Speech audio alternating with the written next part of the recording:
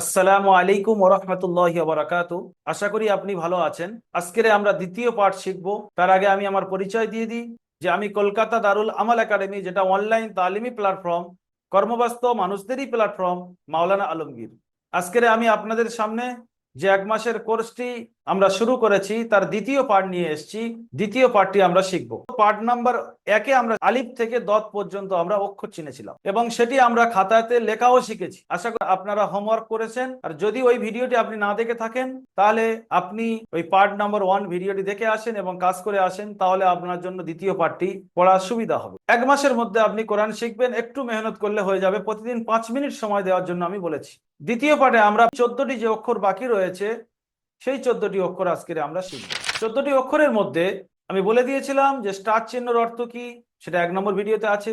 এই স্টার চিহ্নের অর্থ বা এক এর অর্থ আমি পার্ট নাম্বার 1-এ আপনাদেরকে শিখিয়ে দিয়েছি। সেই অনুযায়ী আপনারা পড়বেন। তো একালিপ টান, ল মুখ গোল করে পড়তে হবে, ত জ একালিপ টান, আইন 3 আলিপ টান, গইন 3 আলিপ টান এবং মুখ গোল করে পড়তে হবে। দেখুন, ত জ আর আইন গইন দুটো অক্ষরের, ত জ এই দুটো অক্ষরের আকৃতি একই, কিন্তু নোক্তার ডিফারেন্স। এখানে তয়ের উপরে নোক্তা নেই, জয়ের উপরে একটা নোক্তা আছে। আইন গইনে আইনের নোক্তা নেই, গইনের উপরে একটা নোক্তা আছে। ফা, কফ, ফাটা আর কফটা দুটো একই, দুজনেরই মাথা মোড়া আছে, কিন্তু এখানে ফায়ের উপরে একটা নোক্তা, কফের উপরে দুটো নোক্তা। কফ মুখ গোল করে পড়তে হয়। কাফ, লাম, মিম, নুন। এই যে অক্ষর 4টি পড়লাম 3 আলিফ করে টান, কিন্তু এই অক্ষরের সাথে কোনো অক্ষরের মিল নেই, এর আকৃতি কারের সাথে মিল নেই। তবে হ্যাঁ, নুনটার আকৃতি বায়ের সাথে আগে গিয়ে মিল হয়ে যাবে। নুনের উপরে এক নোক্তা, বায়ের নিচে এক নোক্তা। তারপরে 3 আলিফ টান ওয়াও, হা 1 আলিফ টান, হামজা কোনো টান নেই, ইয়া।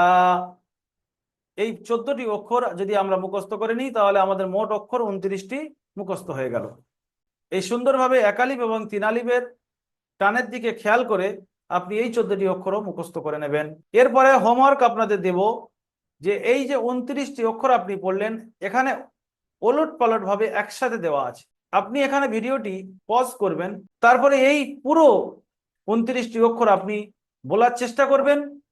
যখন আপনি পুরো বলতে পারবেন তখন দেখে দেখে আপনি আলিফ থেকে ইয়া পর্যন্ত 5 বার লিখবেন, আর না দেখে আপনি একবার লিখবেন। ইনশাআল্লাহ আপনার অক্ষর চেনা হয়ে যাবে যদি আপনি এই গাইডলাইনটা ফলো করেন। বারবার 5 বার দেখে দেখে পড়বেন আলিফ থেকে ইয়া পর্যন্ত, এবং 5 বার আপনি দেখে দেখে লিখবেন। একবার না দেখে যদি আপনি লিখতে পারেন তাহলে ভাববেন আপনার অক্ষর সব চেনা হয়ে গিয়েছে। এখানে ভিডিও পজ করে আপনি পুরো অক্ষরগুলো বলার চেষ্টা করবেন। যেমন উদাহরণস্বরূপ এখানে বলছি আমি, এটা হা, এর পেটে একটা নোক্তা দিলে জিম, এর উপরে একটা নোক্তা দিলে খ। এই ক্লিয়ারলি একটা অক্ষর থেকে আমি কি 3টে অক্ষর বের করলাম, যে অক্ষরের আকৃতি যে অক্ষরের সাথে মিল আছে এবং নোক্তা ডিফারেন্স আছে সেগুলো নিয়ে আসা, তাহলে আপনার সমস্ত অক্ষর জানা হয়ে যাবে। তারপরে আপনি এখানে ভিডিওটি আপনি পজ করবেন, করার পরে প্রশ্নের উত্তরগুলো দেবেন।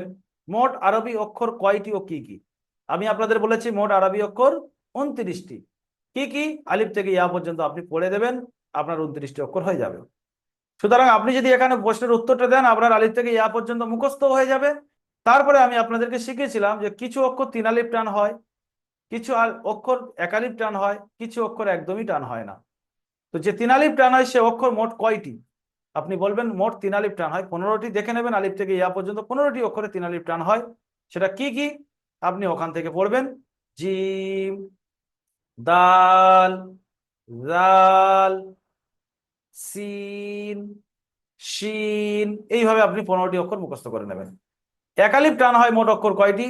1 আলিফ টান হয় মোট অক্ষর হলো 12টি। তারপর লেখা আছে কয়টি অক্ষরকে পুর করে পড়তে হয়। আমি বলেছিলাম স্টার চিহ্ন দেওয়া আছে যে অক্ষরে 7টা অক্ষর, খ, স, জ, গইন, ত, কফ, জ। এই খুস্স জগতিন কিজ, এই 7টি অক্ষরের উপরে স্টার দেওয়া আছে, মুখ গোল করে পড়তে হয়। একে হুরুফে মুস্তালিয়া বলা হয়, সেটা আগে গিয়ে আপনি শিখে, কিন্তু এখানে 7টা অক্ষর আপনি মুখস্থ করে নেবেন। তারপরে প্রশ্ন হলো কয়টি অক্ষরে একদমই টান হবে না? আপনি বলবেন দুটি অক্ষর, সেটা হলো আলিফ আর হামজা। কি কি দেওয়া আছে? তাহলে এখানে প্রশ্ন উত্তর যদি আপনি ক্লিয়ার করে নেন তাহলে আপনার সবক নাম্বার 2 কমপ্লিট। আপনি হোমওয়ার্কটা আশা করি পুরো করবেন এবং আমাদেরকে কমেন্ট করে অবশ্যই জানাবেন যে আপনি কতটুকু উপকৃত হচ্ছেন।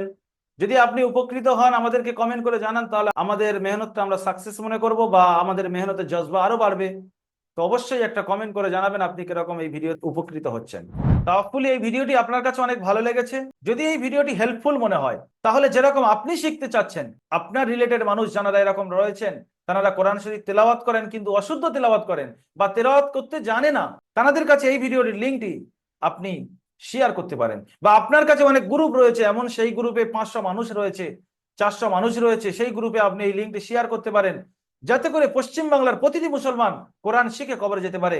আপনি যদি টার্গেট নিই এবং এই ভিডিওটি শেয়ার করতে থাকি, ইনশাআল্লাহ সাকসেস হবে। এবং আপনি চাচ্ছেন এর পুরো কোর্সটি দেখার জন্য, তাহলে আমাদের ইউটিউব চ্যানেল আপনি সাবস্ক্রাইব করে রাখতে পারেন এবং এর পরের পার্ট আপলোড করার পরে আপনার কাছে নোটিফিকেশন পৌঁছে যাবে। এই সমস্ত পড়াগুলো যদি আপনি চান যে আমি ওস্তাদের সামনে লাইভে ডাইরেক্ট পড়বো এবং এই পড়াগুলো ওস্তাদকে শোনাবো এবং ভুল হলো কি সঠিক হলো সেটা সাপোর্টকে আমরা জানিয়ে আবার রিপিট পড়বো, মোট কথা যদি আপনি লাইভে এসে পড়তে চান তাহলে আপনি দারুল আমাল একাডেমির সঙ্গে যোগাযোগ করতে পারেন। যোগাযোগ করার জন্য আপনি স্ক্রিনে দেওয়া নাম্বার 7679591110 এই নাম্বারে আপনি সরাসরি কল করতে পারেন বা হোয়াটসঅ্যাপে মেসেজ করতে পারেন। দারুল আমাল একাডেমি সম্পর্কে বিস্তারিত জানতে আপনি এই ভিডিওর উপরে নিচে কোনো না কোনো জায়গায় আপনি লিঙ্ক পেয়ে যাবেন, ওই লিঙ্কে ক্লিক করে আপনি বিস্তারিত জানতে পারেন। ভালো থাকুন, সুস্থ থাকুন, দারুল আমাল একাডেমির সঙ্গে থাকুন, কোরআনী প্ল্যাটফর্মের সঙ্গে মহব্বত রাখুন। আসসালামু আলাইকুম ওয়া রাহমাতুল্লাহি ওয়া বারাকাতুহু।